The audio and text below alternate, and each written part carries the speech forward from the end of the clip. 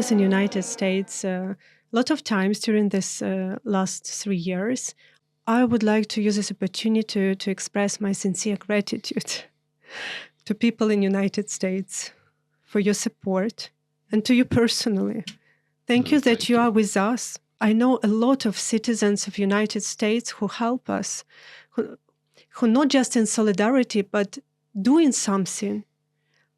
I'm very grateful, and I know that we survived because of you. So thank you from the bottom of my heart. Ukrainians will never forget who was with us in this very dangerous time. In dark time. But let me finish that in these dark times, we all together was on the right side of history.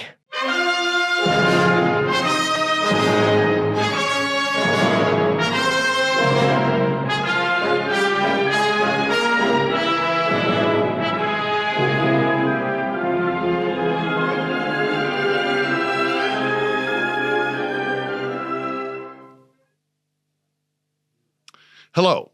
Our guest this week is someone who is quite impressive, Oleksandra Matviichuk. She is a lawyer. She is a representative and a voice for Ukraine. She investigates and documents war crimes and human rights violations. For her efforts, she and her team won a Nobel Peace Prize. They are the first Ukrainians to achieve that honor.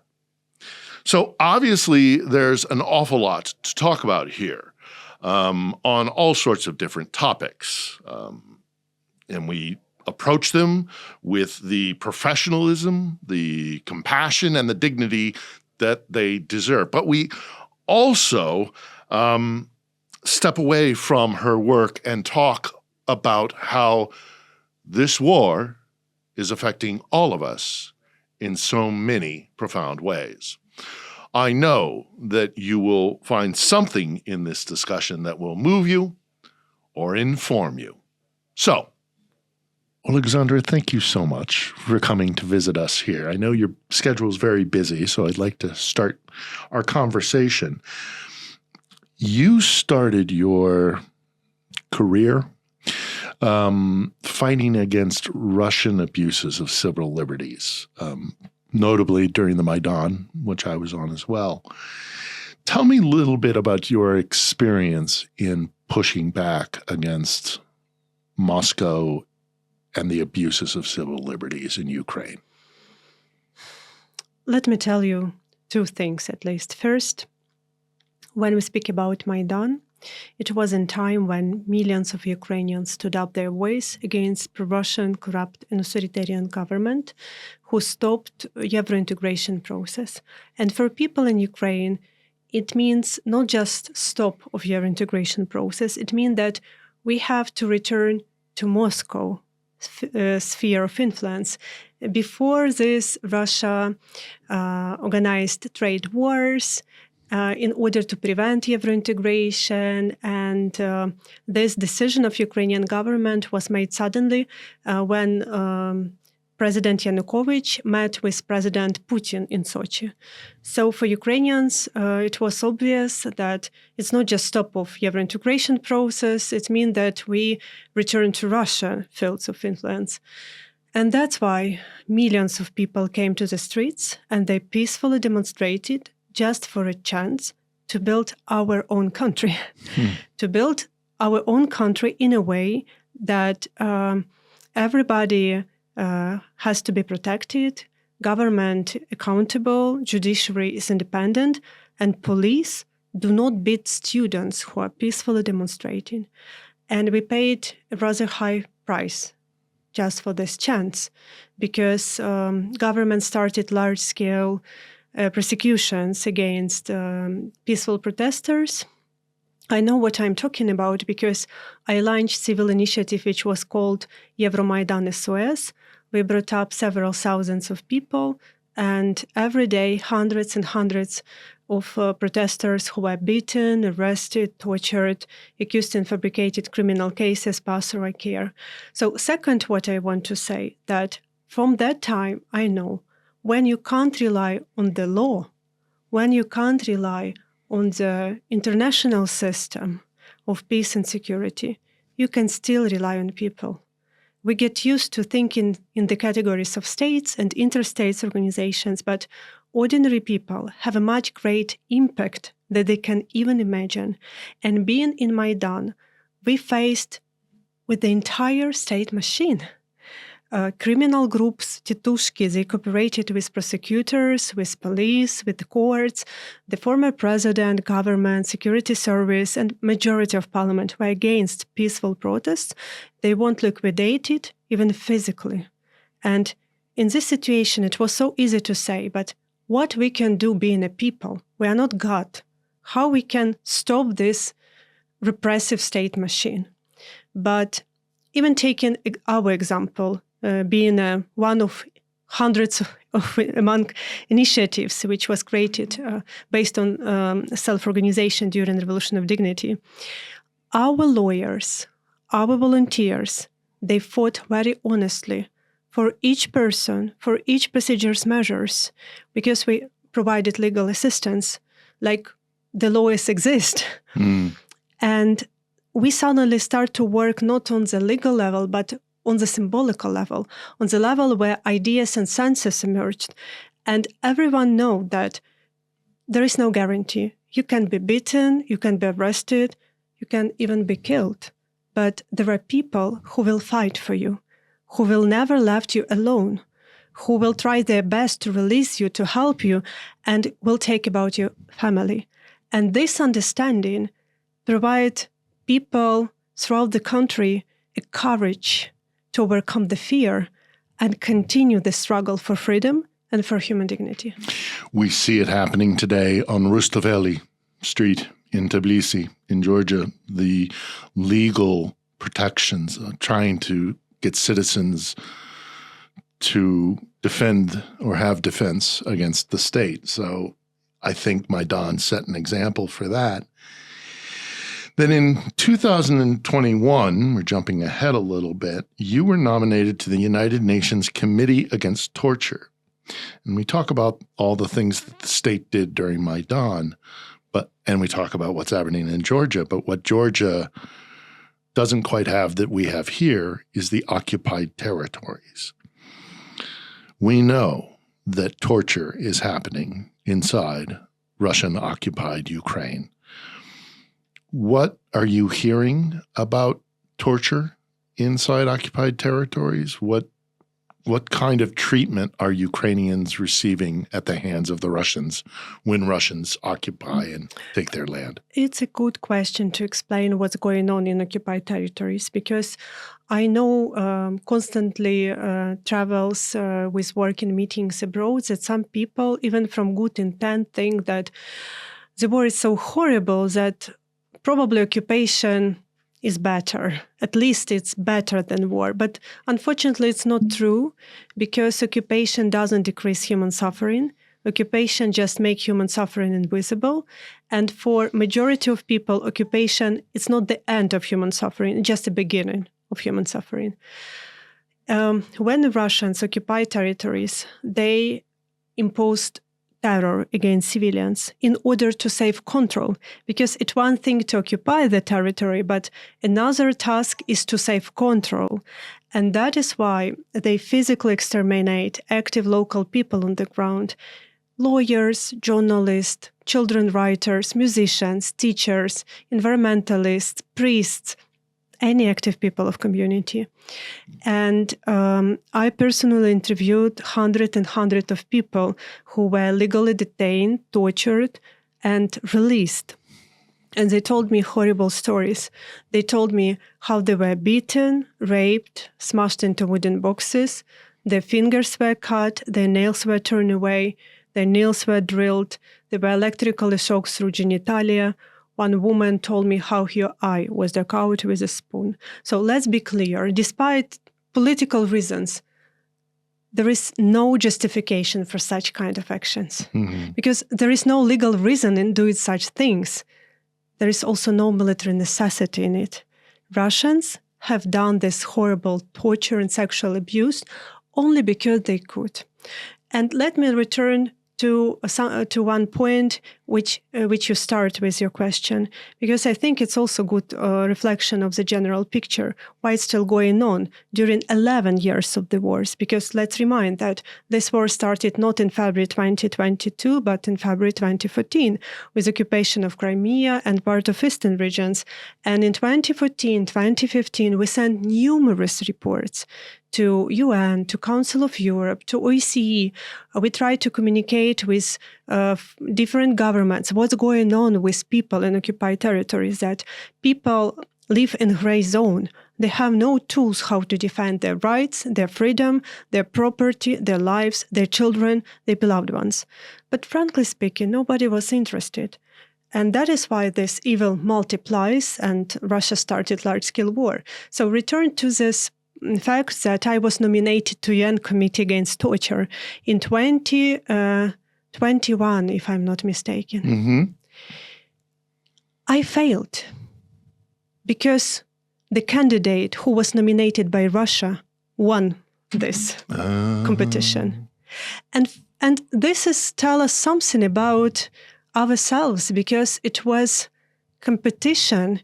States voted, and they decided to vote for a person from Russia.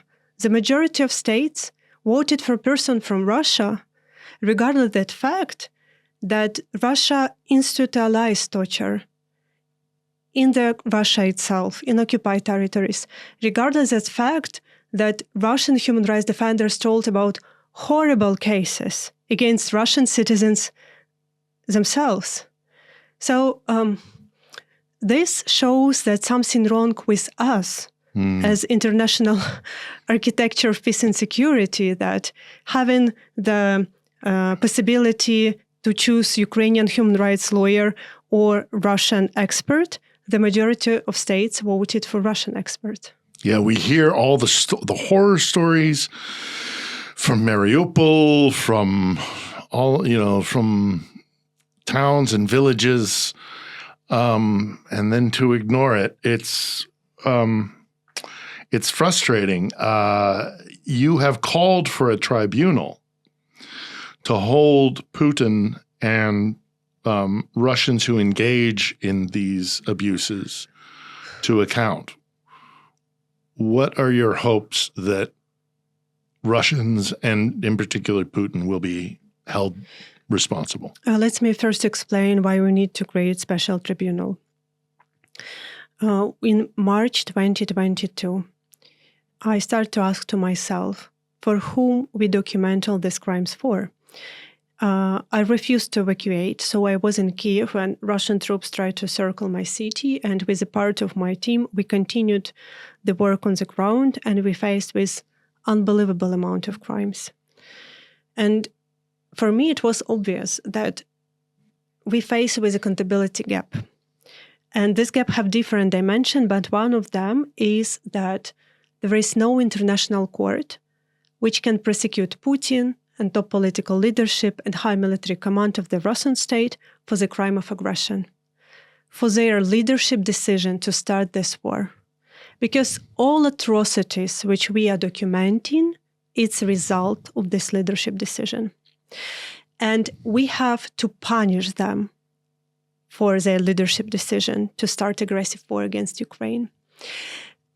And in the whole history of humankind, we have only one such precedent. It was Nuremberg trial, where Nazi war criminals were tried only after Nazi regime had collapsed. All other international courts, which you probably heard, like tribunal in Yugoslavia or in Rwanda or special court in Sierra Leone, I will simplify it, but it was where court where people were tried because they killed each other not according to the norms. So if they killed each other according to the norms of international humanitarian law, they will not be prosecuted. So that's why we need to put the war of aggression behind legal frame. And that's why we need something like Nuremberg in 21st century. But once again, Nuremberg, it was victorious trial. And we faced with another problem, how to convince political leadership of different countries that in 21st century, we have to make justice independent on the fact when and how the war will end. That in 21st century, we must move further. We cannot wait. We must establish a special tribunal on aggression now and hold Putin and his surrounding accountable. And when we start to speak about it, and first time when I publicly raised this issue, it was May 2022, it was sound very naive because it was something which never happened before. But now, just a month ago, approximately 40 countries expressed their political will to create such a special tribunal, and now we are on a stage to make agreement with Council of Europe to create such special tribunal in the frame of Council of Europe. So something which was sound like naive idea just 3 years ago now become our reality. A lot of things have changed from 3 years ago. Our reality is generally changed. And I want to follow up on what you've just said, but before I do, I have to ask you, slightly perhaps a personal question. I've spoken to the people who lived through Bucha. I've visited the graves of Izium. Mm-hmm. I've spoken to torture survivors and prisoners of war who've come back after an exchange. These are horrible stories. Horrible, horrible stories that even someone who has covered wars and conflicts for 20 years, it chills me. It disturbs me. I have trouble sleeping sometimes. How do you tackle, especially since these are your countrymen, the trauma of what Ukraine is going through? It's a difficult question to answer because there is no proper answer.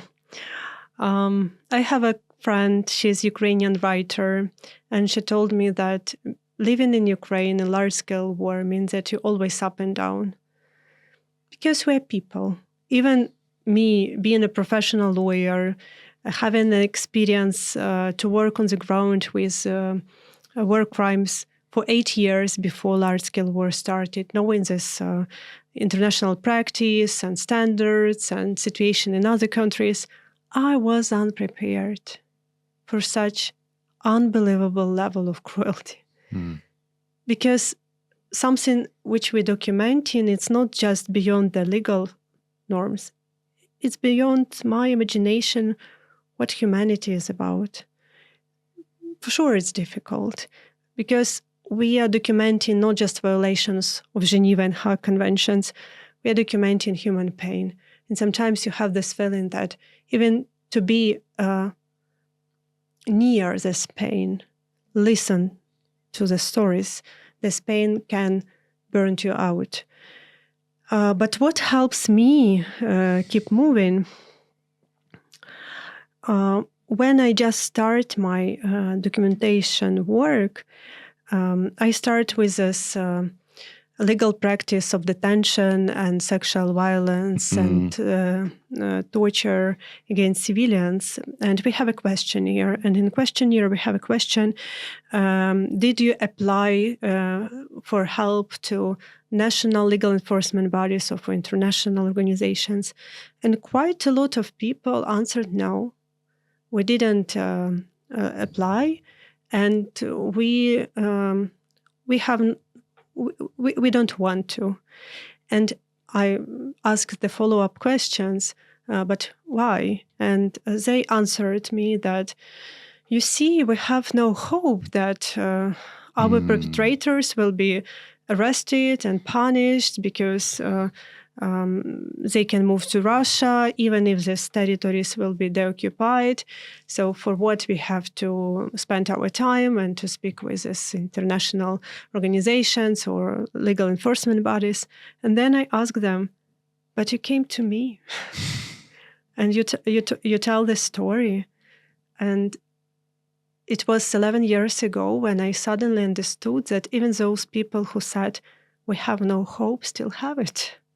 A tiny hope that, yes, we don't expect justice, but if it happened, we want our story to be recorded.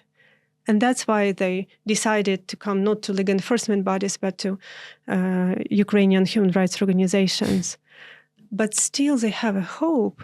And they tell you a story which they refuse to tell to police or very often to their families. Yeah. And it's a huge responsibility.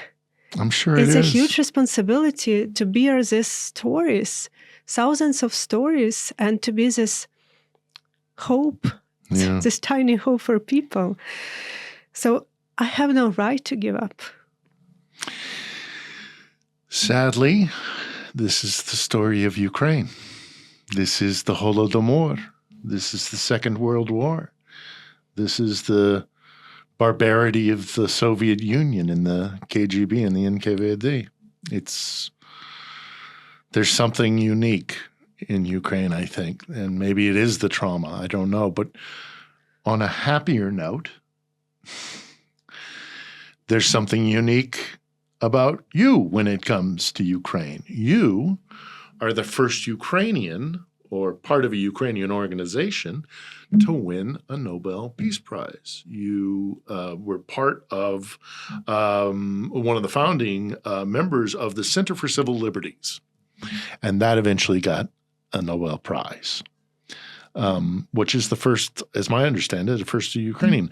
That must be very humbling for you, but it does beg the question, if you're getting a Nobel, where's the rest of the international community? Do you think that you're getting the Nobel was a highlight for Ukrainian recognition on the global stage?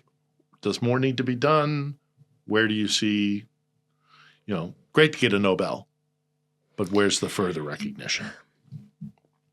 We received the Nobel Peace Prize during the war, which sounds like irony. Yeah. And we just mentioned before that this war is very bloody and this war is very cruel and millions of people are suffering. And I think the decision for Nobel Committee was the following, because for decades, the voice of human rights defenders from other parts of the globe wasn't heard. Because for decades, we're told that Russia is a threat, because Russia destroyed their own civil society step by step. Putin regimes killed Russian journalists, jailed Russian activists, dispersed peaceful Russian demonstrations. For decades, Russia committed horrible crimes in Chechnya, Moldova, Georgia, Mali, Libya, Syria. But for decades, even developed democracies closed their eyes to this. They continue to shake Putin's hand, to build gas pipeline like Germany, to do business as usual. And Russians start to believe that they can do whatever they want. And this Nobel Prize finally make our voice tangible. Because human rights and peace are inextricably linked. State who grossly violate human rights and attack freedoms, such states is a threat not just to their own citizens, but to the peace and security in general. Because only existing of free world always provide as threats for authoritarianism that their leaders lose their power. Well, I think sadly, the international community is so terrified of the threats from Russia that they would like to close their eyes, ears, and like the old saying is the ostrich sticking his head in the sand and just saying, make it go away, and it's not going to go away. You met, to rewind a bit, back in 2014 in the immediate aftermath of Maidan, I believe it was, you did meet with then Vice President Joe Biden. And if the recording of that meeting is correct, you were asking him for more weapons and support to defend Ukraine.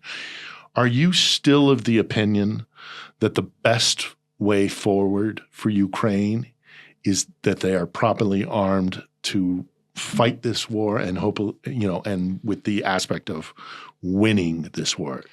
For sure, solution is much complicated because we have to think about short-term and long-term strategy. In the short-term strategy, the problem is that Russia doesn't want peace. Putin started this large-scale war not because he wanted to occupy just more part of Ukrainian land. It's very naive to think that Putin started large-scale war and lost hundreds of thousands of Russian soldiers to occupy Bakhmut and Avdiivka. I'm sorry. It's not Rome. It's not Geneva. It's not Washington. It's not Berlin. It's important for Ukrainian cities, Bakhmut and Avdiivka, but majority of people in the United States and in Russia itself, they can't find Bakhmut and Avdiivka on the map.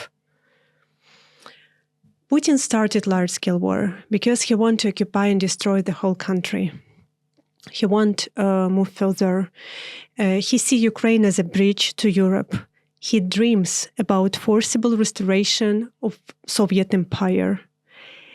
He cares about his legacy. His logic is historical. And that's why majority of Western intelligence and leadership before large-scale war started, they can't believe that Putin will start large-scale war because they don't understand this historical logic, that Putin don't care about human lives. Human lives is the cheapest resources in the Russian state. And the problem is that even after 3 years of large-scale war and 11 years of war as such, Putin doesn't refuse from his goal. So this is a reality which we have. And if we want to stop Russian war of aggression against Ukraine, we must demonstrate strength. And part of this demonstration is provide Ukraine the proper instrument to defend itself. Because Russia is still moving. They imitate negotiations, but they intensify rockets and drones attack even to peaceful cities. And just recently, they killed in Kiev region a mother, and she protect her small son just with her own body, and it's happened every day. It's clear evidence, and Putin laughing against President Donald Trump attempts to establish peace. He just wants to achieve his goals. But so from the short-term perspective, we must demonstrate strength to stop Russian war of aggression against Ukraine. But it's just a short-term perspective because we have to also think about long-term perspectives because we need sustainable peace. And it means that we have to develop a strategy towards Russia. It's something which we lack for current moment. It's Russia who was always proactive. Russia committed something horrible, then presented it to the world like fait accompli, like new reality, and push international community to reckon with it. So for decades, we live in a world where Putin set the rules of the game. And that's why we failed, because we always was reactive, not proactive, but reactive. And this means that we need to create a strategy, what we will do with Russia in the long run. Because we just can't pretend that Russia does not exist. Russia has 140 million of people live in poverty. You know that Russian army, they stole washing machines from villages from Ukrainian houses in Ukrainian villages. We have a joke. So if you came for washing a machine, please give us address. We will send them. And these 140 millions are very poor and very militarized. And they see a war as a sense of existence. So what we will do with that? They have nuclear weapon. They have oil and gas, which means they will still have money to produce rockets and drones. They have their partners like North Korea who send them troops. They build this authoritarian alliance with China, with Iran, with North Korea, as I mentioned before. So what is our strategy for a long run?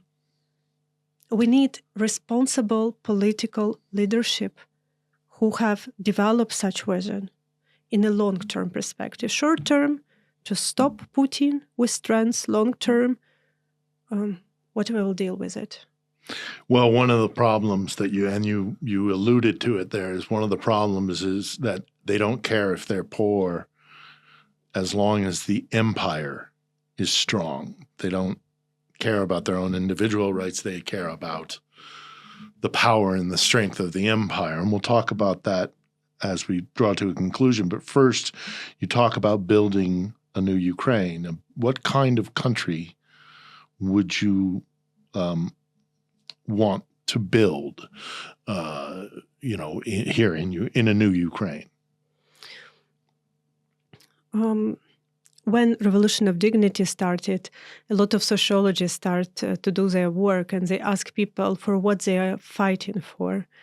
And for sure, ordinary people, they have no idea about European Union. They know that we start this Euro integration process, and for them, it wasn't joining to some interstate organization. It was value choice. And that's why they described their vision in the words of values. They tell that we want our government to be accountable. We want our courts to be independent and to conduct justice. We want that everybody in this country will be protected and their rights and freedoms will be guaranteed. We want student demonstrations don't be beaten in the center of Kiev. So we want respect to human dignity. We want our freedoms as a people of this country. So it was language of values. And we still in this fight. In this meaning, Revolution of Dignity is still continuing, especially taking into account that when we got our chance to build such a country, even I will say so, to work hard to build such a country, in order to stop us, Russia invaded. Mm-hmm. Russia occupied Crimea in 2014 and part of eastern regions, and in 2022, Putin extended this war to the large-scale invasion because Putin is not afraid of NATO. Putin is afraid of the idea of freedom, which came closer to Russian borders. And for this 11 years, we have to do two tasks parallel. We have to defend our country, our people, our democratic choice from Russia, and parallel to conduct democratic reforms, which is very difficult to do during the large-scale war, frankly mm-hmm. speaking, because people in the United States spent centuries to build sustainable democratic institutions. We have just 11 years. Yeah. And we are doing this not just during peaceful time. We are doing this in the time of large-scale war. Now, I wouldn't be doing my job properly if I didn't bring up some other things. And I love Ukraine, but I love Ukraine warts and all. So I have to ask the question that as an advocate for civil liberties, we're under martial law here in Ukraine. We have been under martial law, which was voted upon by the Rada legally. But there are critics in the world, especially those who are supported by Russia, who say that Ukraine is not living up to these ideals of civil liberties. There's not been an election. There's criticism of the mobilization tactics, these things. What is your response to the critics who say that Ukraine is also not supporting civil rights? Sorry that we are not ideal. And please point me the ideal country. We are a nation in transit.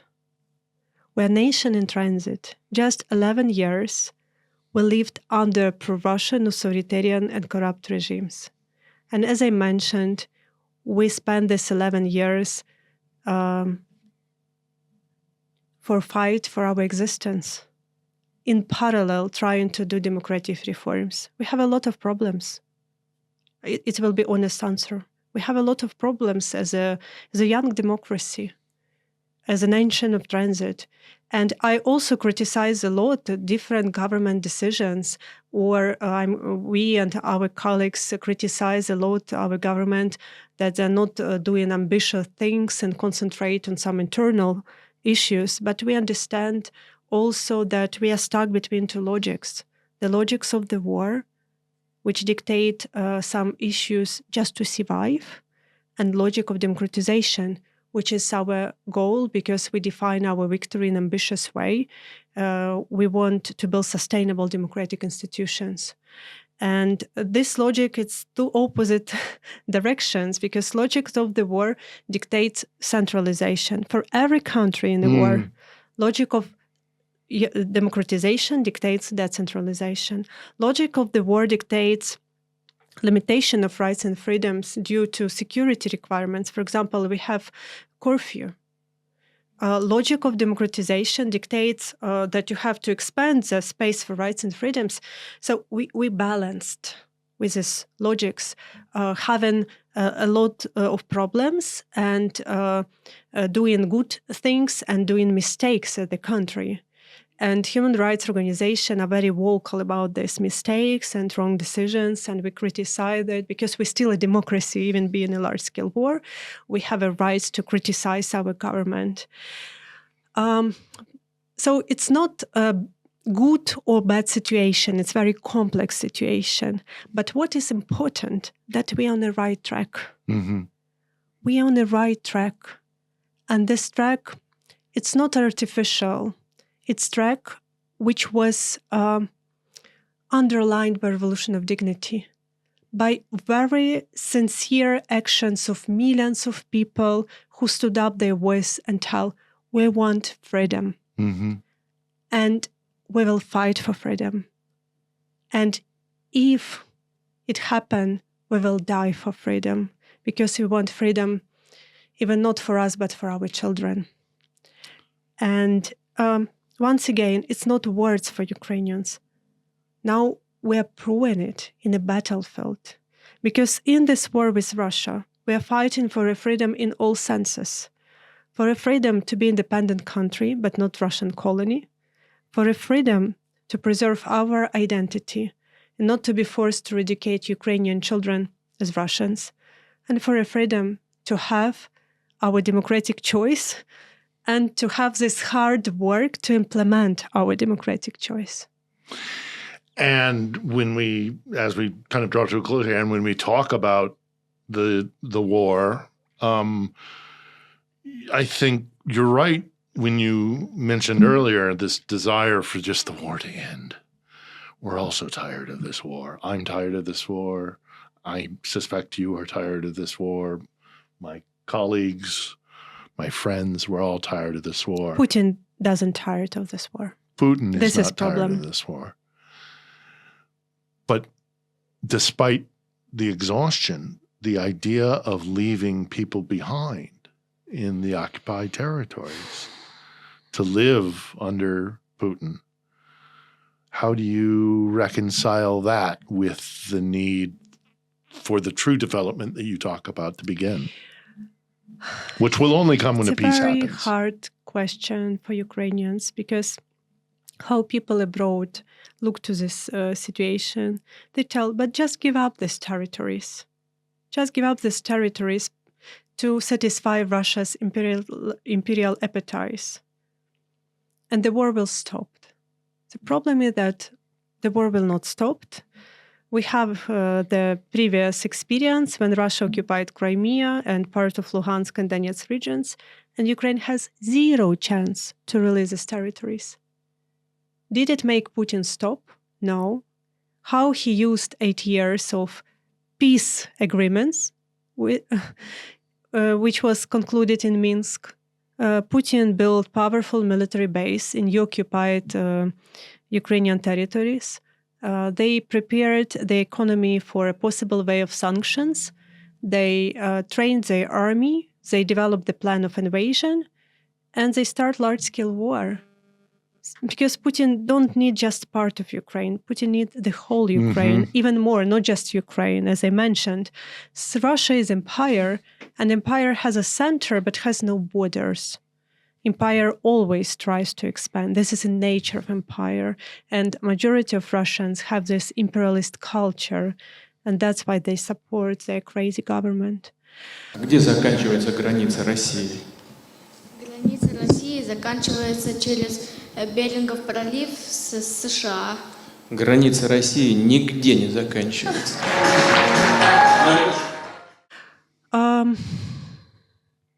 So probably other people abroad can afford themselves visual thinking, but we can't. We have to be realistic about real goals of Russia, because we are dying.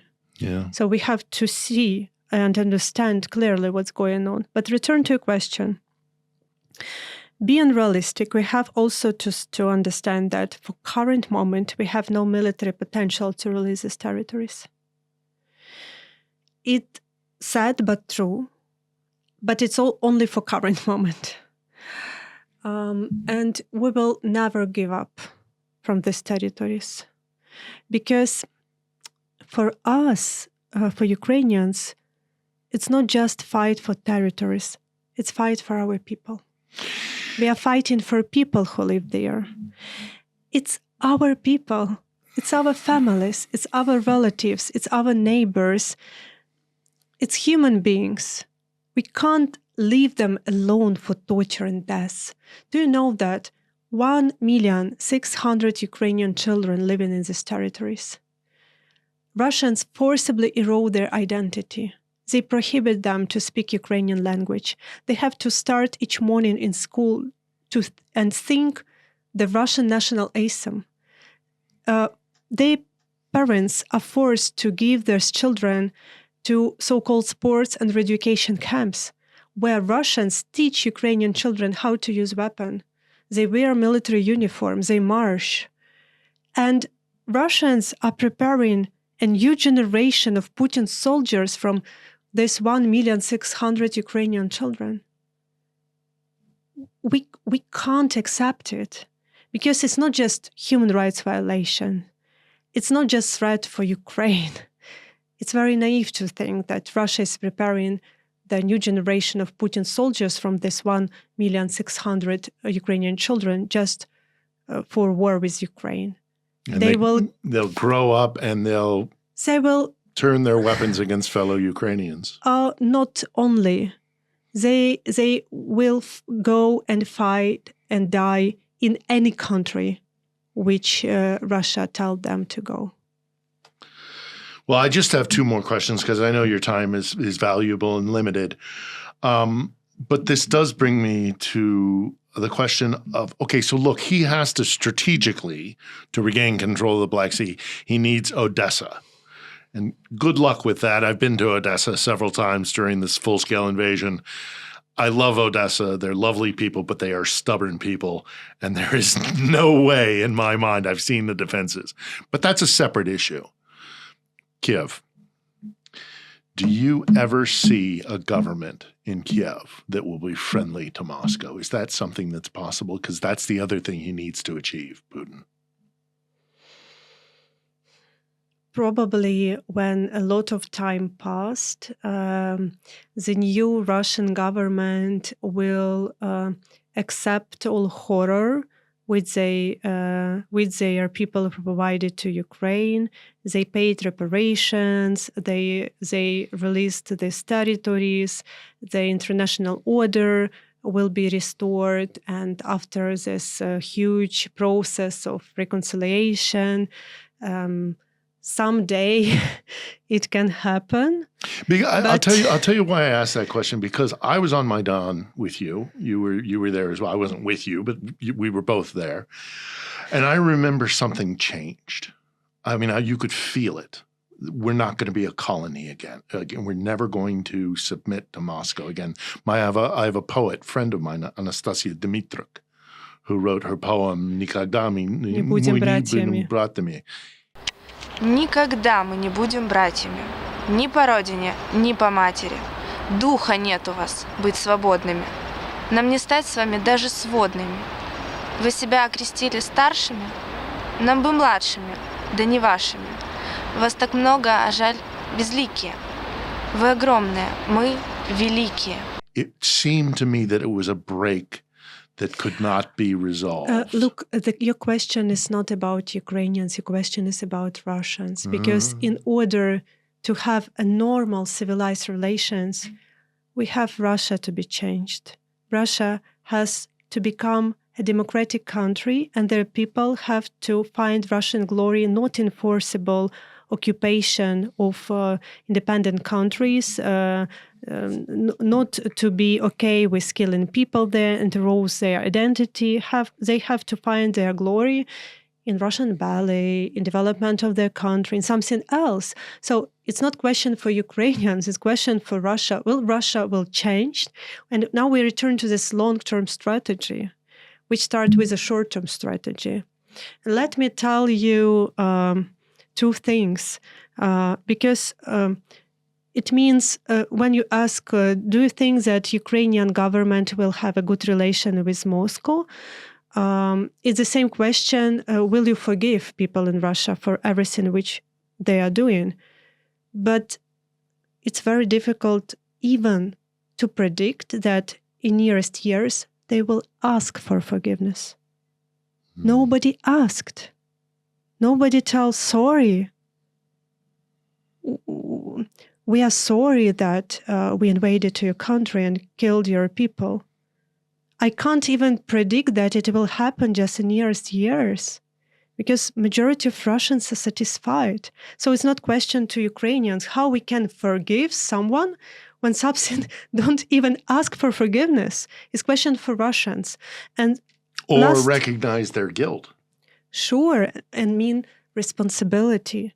Because even if it wasn't you who came to Bucha and rape people and torture people there, it was done on behalf of your name. So it's about historical responsibility, which was brightly described by Hannah Arendt, by Karl Jaspers during the Nazi times. But let me return to the story which I want to share, just to trying to express my thoughts about this difficult question, about this long-term strategy, how to make Russia democratic, and in short-term strategy, how to stop Russian war of aggression against Ukraine. So I don't know the answer for the first question.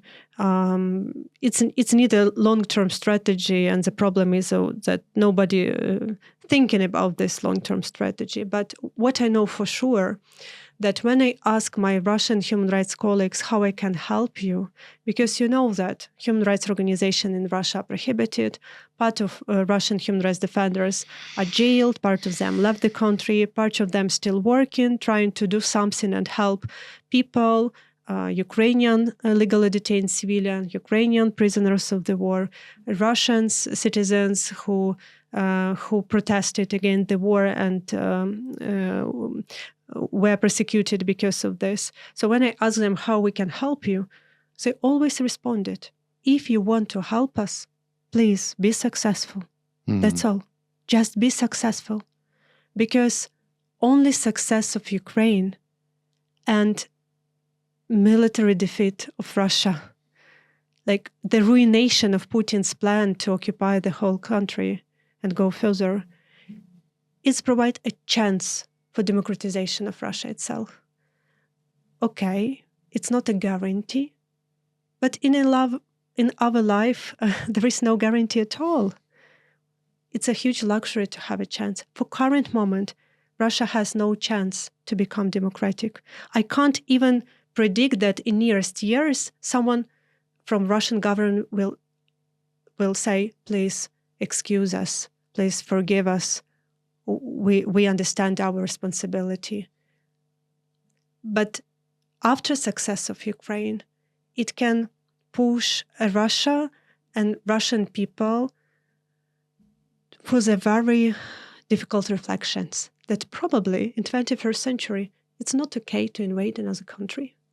That probably in 21st century, it's not okay to kill people and erode their identity and to implement your genocidal intent to destroy the whole nation, to take their children, to ban their language, to rob their cultural heritage. Probably it's not okay to do such things. So we need to demonstrate success because Russian people can't tolerate war criminals being their president, but they will never tolerate loser war criminal. Too true. Now, I have heard from the diaspora, the Russian diaspora who are outside the country, this voice of regret. We've spoken to people on the show here who have expressed that, but they're free to do that because they've left Russia. I know I lived in Russia. I have friends who are there now, and they can't speak openly, even though I suspect they hold real serious guilt. But I'm hoping for my friends in Russia that what you describe will happen, and that through a defeat in Ukraine, they will finally look in the mirror and make the changes, which, ironically enough, many of them already know. I'm going to ask you one last question. And you're a lawyer, you're a spokesperson and an advocate for your country, and you do it exceptionally well, and it's been awfully kind of you to spare some time to come and talk with us. I'm going to ask you kind of a philosophical question. Now, you're an advocate for civil rights and civil liberties, but there is a movement in Russia that has existed for centuries, that exists now, that is resurgent after the fall of the USSR, of this idea that inalienable human rights are not true, that they're not. You aren't born with rights, as we believe in the West, and particularly in the United States, that you must earn your rights and that the state must give you, that it is the state that gives you rights, not that you are born with rights. So you're like a pig or a chicken in their view. Tell me a little bit about that philosophical divide, which makes Ukrainians and Russians two completely different people. Nothing new in this approach, which unfortunately became to dominate in Russia. It's a basis for all authoritarian regimes. Look to this authoritarian coalition: Russia, Iran, China, North Korea. They're very different, but they have something in common. All these regimes, they have the same idea what a human being is. They see people as an object to be controlled, and they deny them in their rights and freedoms. Democracies, in opposite, even not being ideal, once again, there is no ideal country, they see human rights and freedom to be the highest value. And there is no way to negotiate it. Because, once again, I will repeat it, that only existence of free world always provides a threat to dictators that they will lose their power. Because it's ideas. The ideas has no limitation in national borders. And even people who live under authoritarian regime someday decided that they want to be free. Because we have this natural intent to be free. And this intent is very strong in Ukrainian nation. And I think that for Ukrainians, freedom is not self-determination value, it's a value of survival. Because if we will not be so stubborn in our intent to be free for these centuries, Russia will destroy us as a nation. The dream of Ukraine is not yet dead. First stanza, I'm paraphrasing, of the national anthem, and how true that is. You have been a wonderful guest. Is there anything before I let you go that you would like to tell my audience, to anybody who may be listening? I think it's a good opportunity for me to say that I was in the United States a lot of times during this last 3 years. I was in different regions and different corners of the country. And I always face a very warm welcome, regardless with whom I speak, with students, with religious community, with business, with general public. And I would like to use this opportunity to express my sincere gratitude to people in the United States for your support and to you personally. Thank you that you are with us We all know how last 3 nights was difficult, being under this massive attack of drones and rockets. I know a lot of citizens of United States who help us, who not just in solidarity, but doing something. I'm very grateful, and I'm slightly emotional because I know that we survived because of you. Because your support, your solidarity, and support and solidarity of other people in different countries who said when large-scale war started, we don't care that Russia is a great country. We don't care that Russia has nuclear weapon and veto power. Those things which they are doing in Ukraine, it's not just legal, it's unhuman. We have to stop it. So thank you from the bottom of my heart. Ukrainians will never forget who was with us in this very dangerous time. In dark time. But let me finish that in these dark times, we all together was on the right side of history. We have something in common, even if the rest of the world doesn't know it, even if the American people don't know it, we have something in common, Ukraine and the democracy, the Republic of the United States of America, and that is a love of liberty and freedom, self-determination, and democracy. It's tough, it's difficult, it's hard to get, in the case of Ukraine, for your struggle, and sometimes it's hard to keep in the situation of the United States. So, Oleksandra Matviichuk, I appreciate your time. You've been a wonderful guest, and thank you once again. Thank you for invitation.